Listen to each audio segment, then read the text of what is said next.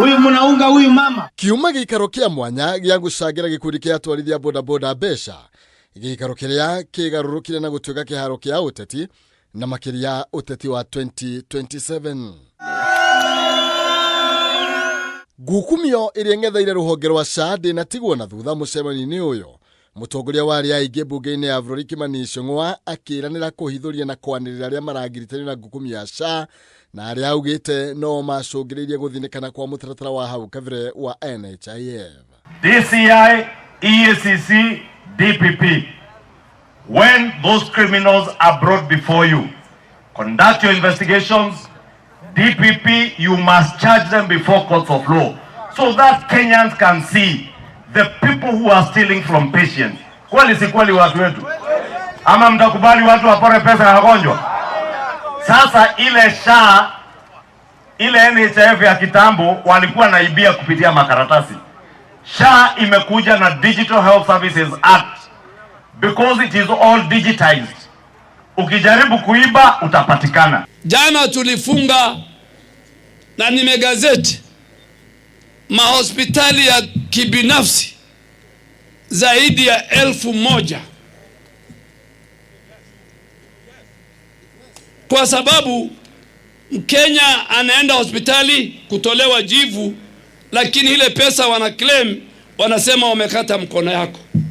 Mwena-ini wake Minister wa Urigitani Aden Duale niaranĩire kugariũrana na ngukumio ĩno na ĩrĩgũmĩre ministry yake kuria ĩrĩte mũingĩ gũtirĩ ciringi ona ĩmwe ĩkũra kana arĩa maungumĩtie gũthiĩ matarĩ aheririe.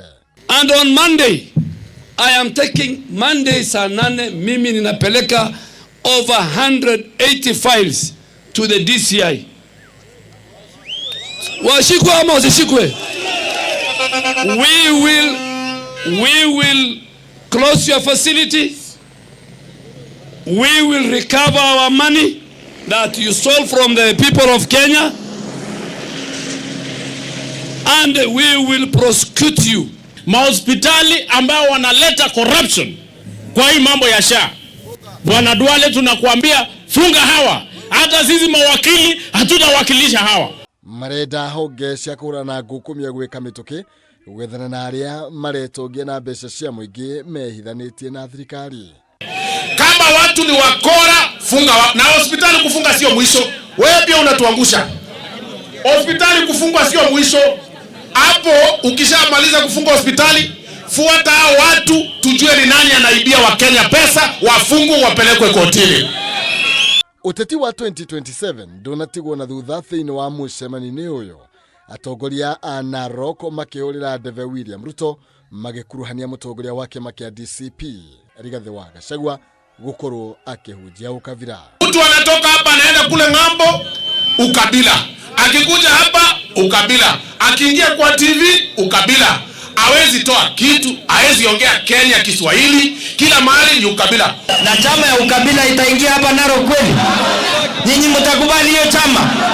Hebu nione kwa mkono kama nyinyi mtasimama. Mwena-ini wake Governor wa Narok Patrick Ntutu agĩikia ritho mweri wa 11 mwaka uyu hĩndĩ ya ithurano nini akĩhũrĩra Mareve ũrĩa ũrarũgama na kĩama kĩa UDA gĩturwa-inĩ kĩa MCA.